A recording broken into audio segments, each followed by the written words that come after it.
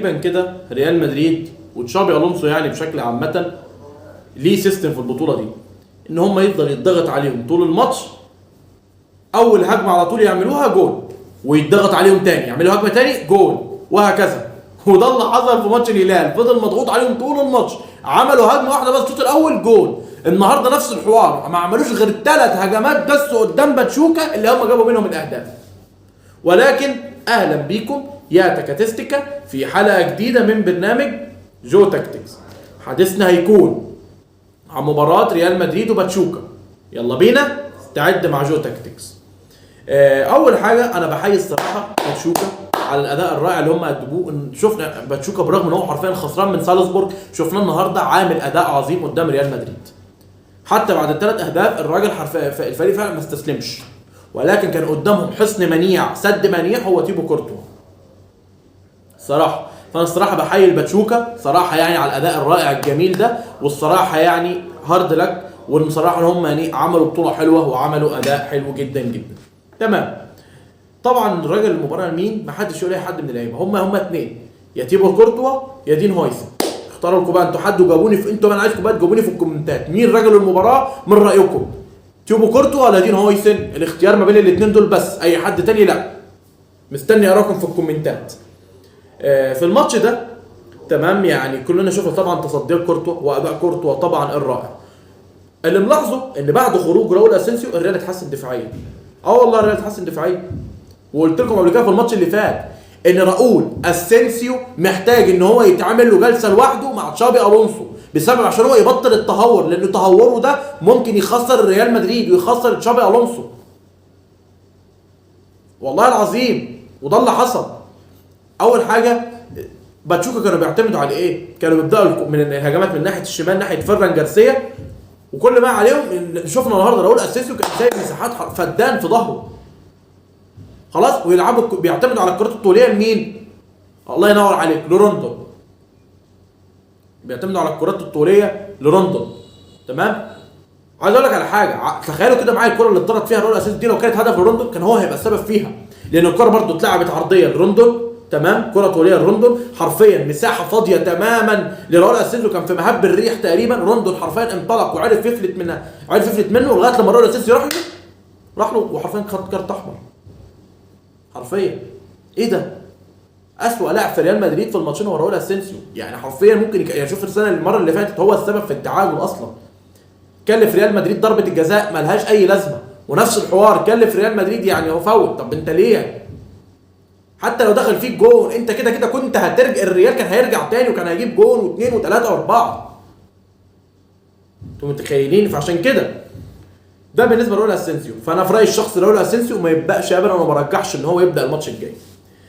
طبعا بعد ما رجع تشاوميني انا لاحظت ان الصراحه ان دفاع الريال اتحسن، وما شفناش كمان ان حتى كمان يعني ايه ان باتشوكا بقى يلعب، بقى يعتمد طبعا على الايه، على الكرات الطوليه، بقى يعتمد على التسديدات اللي هي من خارج منطقه الايه، منطقه ال 18. تمام. بس واولا طبعا كان مفتاح الفوز طبعا ان هو ايه، ناحيه الاطراف. فكره ان 2 دفاع مع ريال مدريد دي خلاص ما بقتش تنفع. يعني احنا هقول لكم حاجه قبل الكلام ده، احنا طبعا شفنا تصريح من تيبو كورتوا لما جه قال لك ايه، ان احنا لسه بنلعب كوره بريحه انشيلوتي. هو الصراحه فعلا اللعيبه لسه يعني ما خرجتش من التكتيك بتاع كارلو انشيلوتي، وده يبين لك ان فعلا اللعيبه كانت كرهت التكتيكات بتاع كارلو انشيلوتي وخصوصا كورتوا. لما في كون ان كورتوا يطلع يقول لك التصريح ده يبقى فعلا اللعيبه كانت مكبده وكانت متضايقه ومخنوقه من التكتيكات بتاعت مين؟ بتاعت كارلو انشيلوتي. بالنسبه طبعا زي ما قلت لكم في الدفاع الريال ما بقاش ينفع معاه 2 مدافعين. والله العظيم يا باشا الريال بينفع معاه 3 مدافعين احسن حاجه، يا اما تلعب يا باشا ب 3-5-2 يا ب 3-4-3 صراحه. يا باشا الماتش الجاي تعمل ايه؟ روديجر، دين هويسن، تشاوميني يا باشا تلعبوا لي ليبرو. الريال ما بقاش ينفع معاه فكره 2 مدافعين.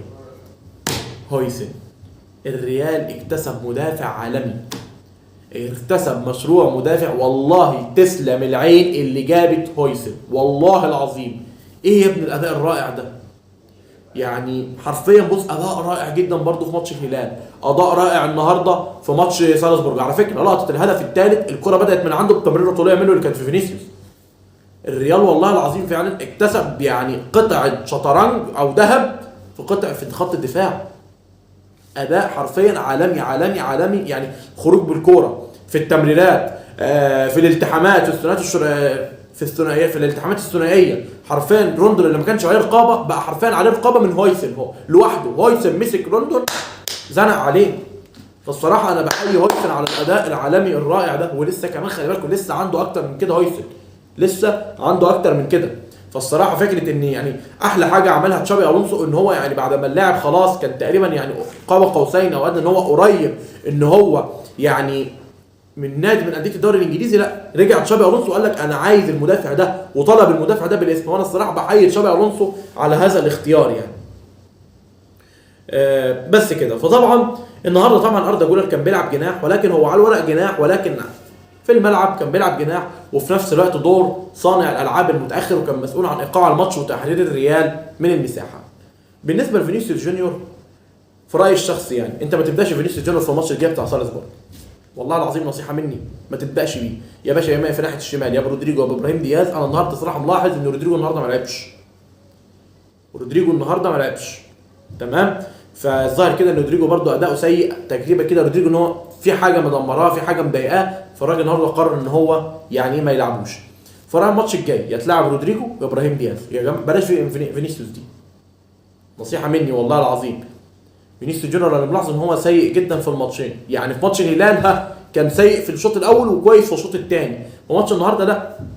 يعني بص اقول لكم على حاجه، فينيسيوس جونيور لما نزل في العمق فعلا تحرر، وتحرير فينيسيوس دي اللي عملها تشابي الونسو هو اللي خلى الريال يعني يعني يتحسن هجوميا. بس انا في رايي الشخصي برضه ما كانش عاجبني فينيسيوس، في رايي الشخصي تعمل يا باشا فينيسيوس جونيور يبقى بره الماتش الجاي وتخليه بديل، تقرص له ودنه. ده احسن طريقه انك فعلا تقرص ودن مين؟ فينيسيوس جونيور. جونزالو جارسيا هو حرفيا اكتشاف البطوله، الراجل لاعب ماتشين مقدم كل ماتش الصراحه بيتحقق، في ماتش الهلال عمل مباراه رائعه، في ماتش النهارده عمل مباراه اروع. الراجل حرفيا لاعب ماتشين هدف واسيست، فالصراحه حاجه كويسه. الراجل ده بيقدم اوراق اعتماده، ممكن يغير فكره ان حرفيا ريال مدريد يوفر على ريال مدريد ان هم يجيبوا مهاجم بديل، وده ممكن اقول لك ان هو احسن وانسب بديل. ممكن اقول لك كيليان امبابي، الراجل عامل اداء رائع جدا جدا جدا. في الثلاث اهداف، الاهداف كان الثلاثه كانوا حرفيا فيهم من تكتيكات تشابي الونسو. هشرح لكم الهدف الاول. في الهدف الاول كان رجع جونزالو جارسيا تمام عشان يساعد الفريق على الطلوع بالكوره، وده اللي حصل. جونزالو جارسيا بيدي الكوره حرفيا لفينيسيوس جونيور، فينيسيوس قصدي عفوا لفيران جارسيا، نقله سريعه جدا لفيران جارسيا. فيران جارسيا حرفيا بينطلق، بلينجهام كان منطلق معاه، ادى الكره حرفيا نقله سريعه جدا لبلينجهام، وبلينجهام دخل في العمق وحط الكوره بشماله.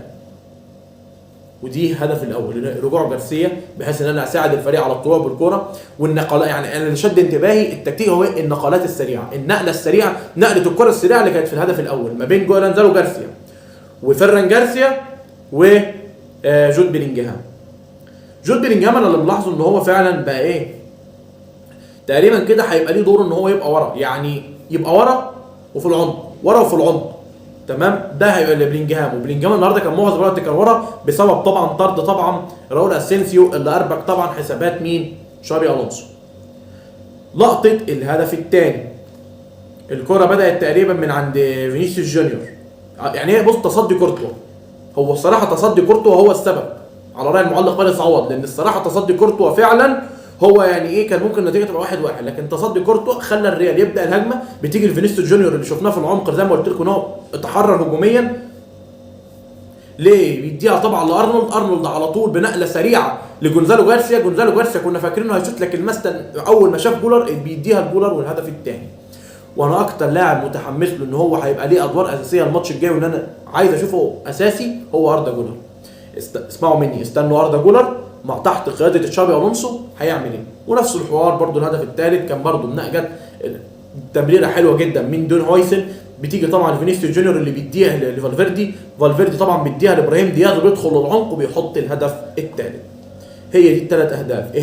طب ايه التشابه من الثلاث اهداف وايه التكتيكات؟ نقله الكوره السريعه، وده اللي بيحبها تشابي الونسو. ماتش النهارده كان في حبه تكتيكات من تشابي الونسو.